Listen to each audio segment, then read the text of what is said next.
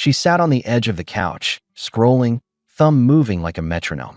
I stood by the kitchen island with 2 flight options open on my laptop. Let's take a long weekend, I offered. Florida. Sleep. Swim. Remember we like each other. She didn't look up. Hard pass. Since when do you pass on the beach? Since I got bored. She finally flicked her eyes at me. Sunburn and your schedule? No thanks. If I'd known where that tone was headed, I would have poured my coffee down the drain and saved us both a week. I closed the laptop. No drama. Just noted the temperature drop. I used to chalk it up to stress. That night made me stop pretending. I took the trash out and came back to find her staring at a mirror on the wall like it had insulted her. She checked her hair, checked me, and went back to the mirror. You're out late a lot, I said. Girls' nights keep multiplying? It's called having a life. She slipped on a jacket. Don't wait up. I don't. She was already at the door when I added.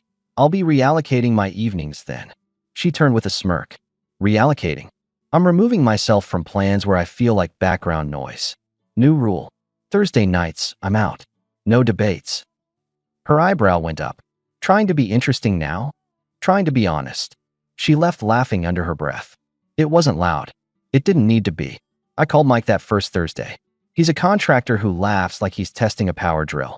We've known each other since we were dumb enough to think all string lights are the same length. Bar down the street? He asked. Not in the mood to perform, I said. Let's keep it quiet.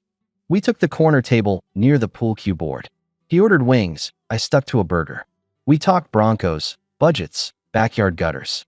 Nothing heavy. That was the point. Halfway through, my phone lit up. Her, where are you? I typed back. Busy. We'll figure the weekend later. Her bubble popped up, then vanished. No follow-up.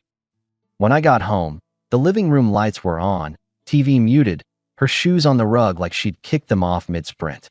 She didn't ask about my night. Instead, she glanced at my plate in the sink. Grease again. I shrugged. It was a good burger. Right. She turned back to her show. You should try salads. I'll live. She stretched over the couch arm like she was posing for a catalog I couldn't afford. Maybe. Maybe not. That maybe wasn't new. The contempt was. The next morning, I moved the whiteboard calendar off the fridge. I wiped our shared plans clean and added only mine. Thursday hangout, Saturday range time with Jordan, Sunday service with my dad. She watched with a spoon in a yogurt cup. What are you doing? She asked. Simplifying. So you're what? Reclaiming your time. Exactly. Let me know if there's a real plan I need to consider. Otherwise, I'll manage mine. She clicked the spoon against the cup. I don't need your permission to have fun. Never said you did. You act like a hall monitor. Then ignore me like a senior. She glared, and I kept wiping. That night she went out with the girls again. The story didn't change, but the bile in her delivery sharpened. 2 days later, a gentle hand appeared at the edge of my day. She brought coffee to the garage while I was changing the oil in the truck. I got your favorite, she said, biting off the plastic lid with her teeth and handing me the cup. Thanks. I didn't take a sip. What's the new rule costing you today? She folded her arms. Can I not just be nice? You can. It's rare lately. Makes me suspicious, but not rude. She leaned on the workbench. You used to do this stuff without the commentary. I used to assume we were on the same team. We are. No, we're not, I replied. You're on a team that's busy every night. She huffed. Fine. Do what you want. I am. She left the coffee on the bench like a peace offering she wanted me to choke on. Her sudden kindness lasted exactly 12 hours. By dinner, she was mocking my Thursday rule to a captive audience. My neighbor, Mark, had wandered over to return a socket wrench, and she decided to play hostess. Look at him, she told Mark, slicing a pepper like it owed her money. He's got a rule now. Thursdays, he schedules his feelings. Mark tried a joke. Maybe he scheduled wings for me too. Possibly, I cut in. But not commentary. She snorted. Tell him how you made a calendar, babe. I wiped my hands. Sure. I stopped assuming my time is a communal property. It's healthier. Mark raised both palms. I'm just here with a wrench, folks. Thanks for the wrench, Mark, I said, making it easy for him to leave. He took the hint. After the door closed, she tossed the knife into the sink like it misbehaved. You embarrassed me in front of him, she said. You embarrassed yourself. I set a boundary. There's a difference. You're being dramatic. No, I said, and went for my running shoes. I'm being done. I started jogging most nights. If she came home late, she came home to a shower running and an empty kitchen. I wasn't punishing, I was busy.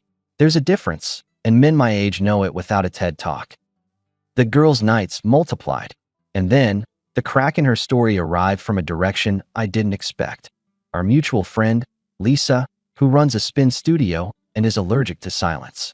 She ran into me at the grocery store near the deli counter.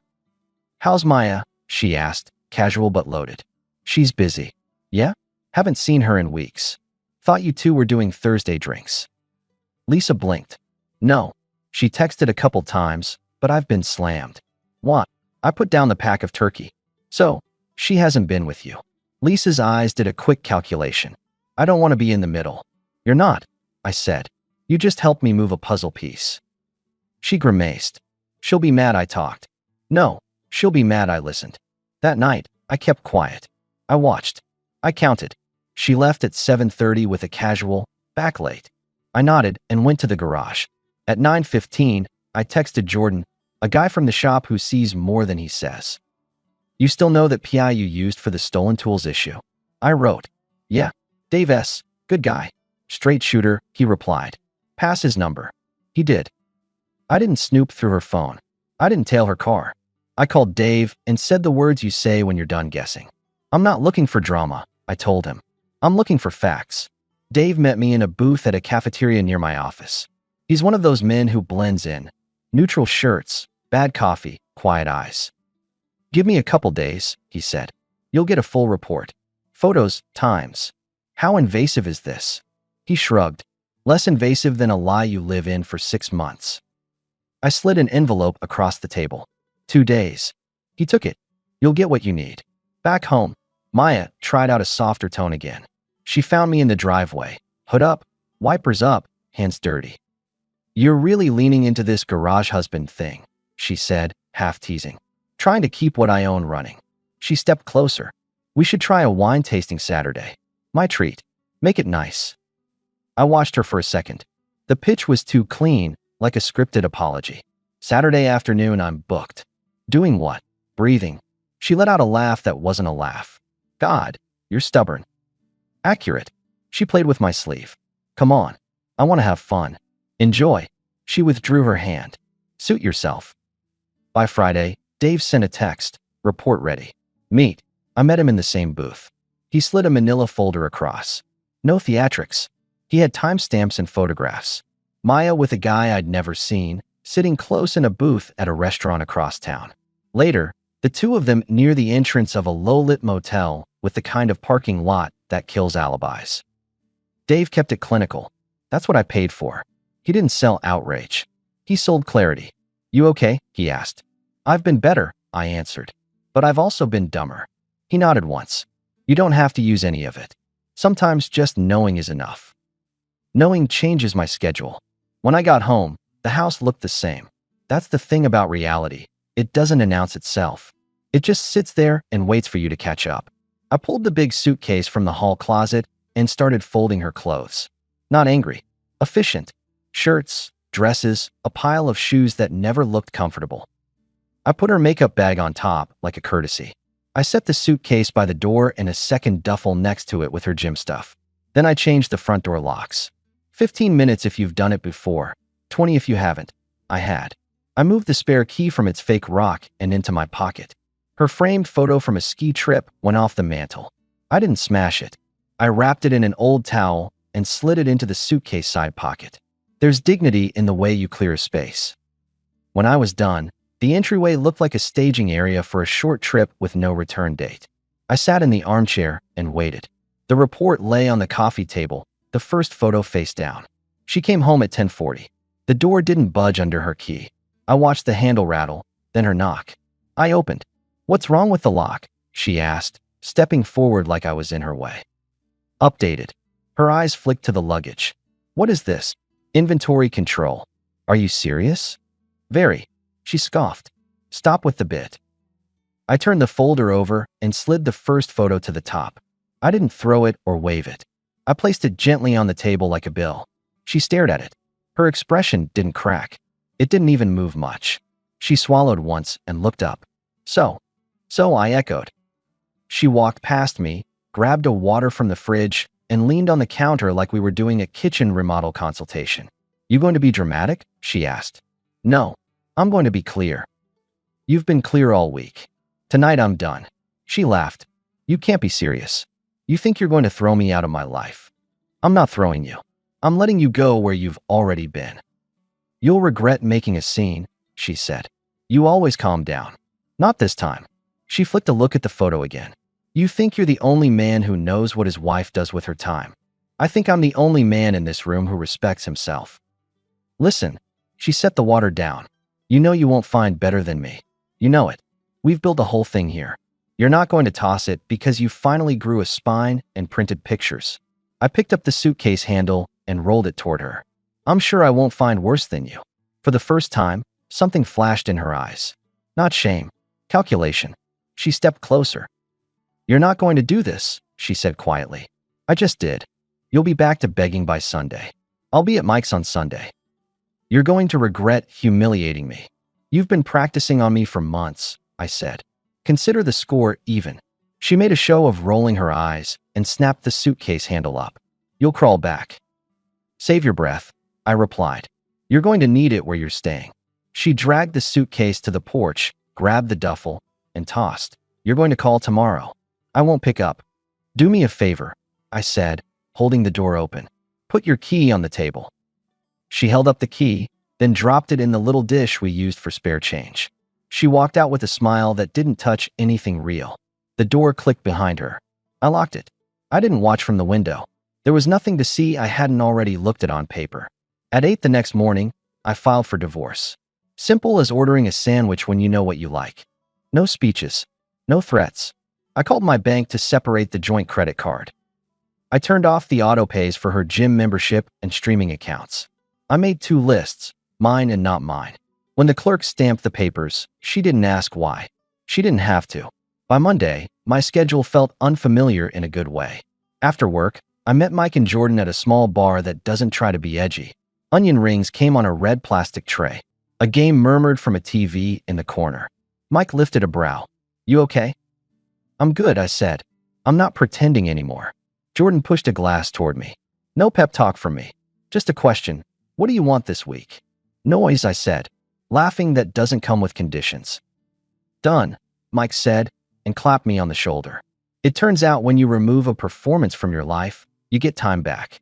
I went to the range with Jordan that Saturday, grabbed tacos with a couple from my gym on Sunday afternoon, and took my dad to breakfast at the diner he likes because it never changes the menu.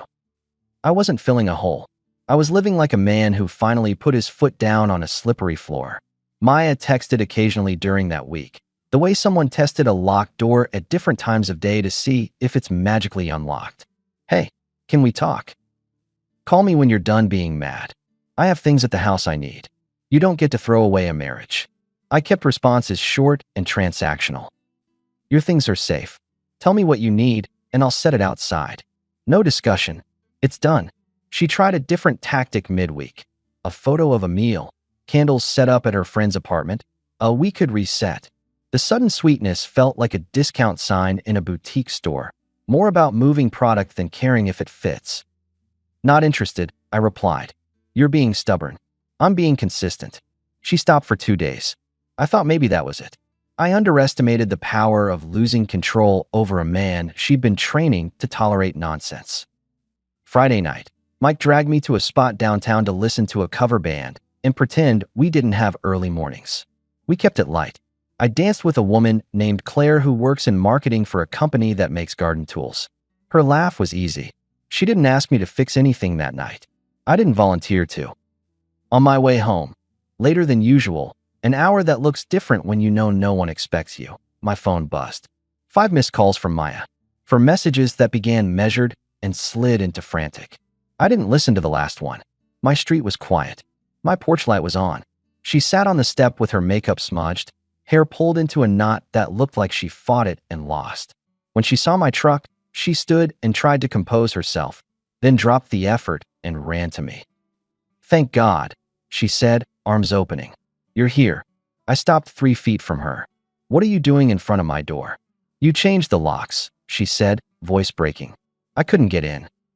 That's intentional. She reached for me. I kept my hands in my jacket pockets. She looked wounded by the air between us. You're not going to hug me? She asked. Of course not. I answered level. I don't want to see you. She swiped at her face. Please. I made a mistake. Let me guess, I said. He wrote you a goodbye. She froze. A full 2 seconds. Then she tried a brave face. No. I realized I love you and left. Then you should apologize to him, I replied, stepping around her. Because you're not coming back to me. She grabbed my sleeve. I peeled it free without force. Wait. Don't do this. I walked to the door. She raised her voice. Yes. He left me. Are you happy now? I turned the key in the new lock. I'm not happy, Maya, I said. I'm done. Please, she begged. I can be better. I'll do anything. I don't want anything from you, I said, opened the door, stepped inside, and closed it. No slam. Just the final click of logic. She kept calling for 10 minutes. Then 15. I made a cup of tea and sat at the table Dave had seen, the one where the photos had lived. I remembered her line, "You won't find better than me," and felt a small, clean laugh move through me. Not mocking, just relieved I didn't swallow it. The next morning she called again. I didn't answer. She texted. Can we talk in person? She wrote. No, I typed. Your things are packed. Tell me when to leave them on the porch.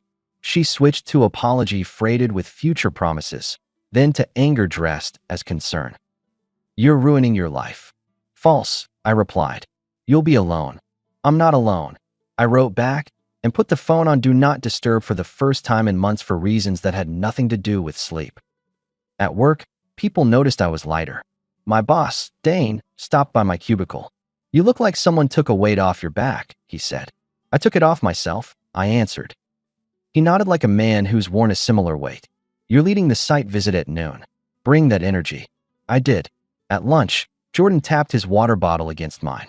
Your face, he said. It's different. Feels like it fits, I told him. That weekend, a second wave of Maya's strategy rolled in. Full charm offensive. She sent a picture from an old trip, typed out a long paragraph about memories, promised counseling, promised patience, promised to cook every meal for a month, promised to be the wife you need. She asked to meet for coffee. I told her I don't meet for coffee with people who tried to negotiate my worth. You're punishing me, she wrote. I'm protecting me, I replied. Sunday afternoon, I saw her car turn onto our street. She stopped, stared at the house like it owed her something, and then saw my truck. I opened the garage door. She stayed in her car. I picked up the packed boxes, carried them to the porch, set them down. She rolled her window down 3 inches. You're really doing this, she said. You already did, I answered. I never thought you'd go through with it. That was your error. You'll call, she said low. I know you. You knew the version of me that tolerated disrespect because I thought it would buy peace. That inventory sold out. She rolled the window up and drove away. I didn't lock myself in the house and grieve. I didn't give a speech to a mirror. I met Mike and Jordan at a backyard barbecue at Jordan's cousin's place. New crowd. Fresh air. No one asked me to tell the story. They just handed me a plate and introduced me to people by my name, not by my damage. I threw a football with a kid who took it too seriously. I listened to an old blues track on a portable speaker. I watched the light move across a fence and found the quiet in it. Real quiet. Not the forced kind you manufacture after a fight. By the end of the week, I'd removed the last of her mail from the entry bench, put it in a neat stack with a note taped to it. Pick up any evening between 6 and 8. Porch only. She came once, picked it up with a face like she'd eaten something sour, and left without knocking. The legal pieces moved forward in the background, like a slow-moving freight train you can hear but don't need to watch. I kept receipts of the basic stuff. I didn't try to punish her through paperwork. I kept the house, most of the furniture. The dog, if we'd had one, would have stayed too. We didn't, which is probably why the living room looked bigger than it had in months. Nights changed. I didn't sit in silence. I learned to enjoy it. I went to a trivia night with a couple from the gym. The host had terrible puns. I didn't mind. I went out on a Wednesday with Claire from the cover band night. We ate tacos from a truck and argued about which neighborhood had the best street trees. She didn't try to fix me. I didn't try to sell her a promise. We talked like two adults with options. Did you ever think your life would look like this? She asked. Better than the alternative, I said. What alternative? Being invisible in the house I pay for. She smiled. That sounds blunt. It is. She looked me over, as if recalibrating her idea of me. Good. 1 month out, the texts from Maya thinned out, then came in spikes when she'd hear from mutual friends that I was out living. I don't know exactly what she told people. I didn't supply my own version either. If someone asked, I said, we didn't treat each other well. I ended it. That answer either quieted them or opened a door for them to tell me their stories. Either way, I went to bed without replaying a thing. Lisa from the spin studio ran into me again and folded her arms like a referee. You okay? She asked stern. I'm north of okay. She's not, Lisa said. She's not my problem. Lisa stared, then nodded. Good answer. 2 months out, the house felt like a new place without a moving truck. I repainted our bedroom a simple gray, switched out the heavy curtains for blinds, and moved her mirror to the upstairs closet. Not dramatic, just removing echoes. I also started saying yes to small things I'd said no to for years because they disrupted someone else's control. A weekend fishing trip with Jordan, a pickup basketball game where my knees protested, a Saturday morning farmer's market where the tomatoes looked like someone cared. It's not that I became a different man. I just stopped being managed. The last time I saw Maya in person was accidental. I was walking out of a hardware store with a box of screws when she walked in, head down, shoulders tight. She saw me, blinked like a camera flash, and faltered. Hey, she said. Hey, you look fine. I am. She pushed hair behind her ear. I didn't think you'd actually go on with your life like this. I told you I would. I thought that was posturing. I don't posture. She glanced at my truck, at the box of screws. Are you fixing something? Always. She swallowed. I miss you. I miss the idea of who we were supposed to be, I replied. Not the version we became. You don't have to be cruel. This isn't cruel, I said. This is honest. She nodded, jaw working. If you ever. I won't. Her mouth pressed into a line. You'll regret it. I doubt it, I said, and walked past her, not out of spite, but because there was no reason left to stand in the doorway of a store and pretend we had lines left to deliver. My life since looks like something a calm man builds. The house is mine, and it feels that way. The truck starts when I ask it to. My friends are around because they want to be, not because I need witnesses. I started taking on more at work, not because I needed to hide, but because I had energy again. Dane put me on 2 site visits in the same week. I didn't fold. Most nights I still see the guys. Not as a distraction, just as a habit I like. We'll hit the same bar, or Jordan's garage, or a new pizza place that doesn't try too hard. Sometimes Claire joins. We're not rushing anything. We show up, we laugh, we leave on time, and no one owes anyone a speech for existing. If you asked me what I learned, I'd keep it simple. When a man stops trying to buy respect with silence, his life changes in measurable ways. He goes to bed earlier. He breathes easier. He says no without an explanation paragraph. He smiles at small things, a timer that dings on the grill, a clean garage floor, a message from a friend, that don't need to be posted to have value. Maya's world, from what filters through, didn't get better with distance. The man she gambled on didn't stick.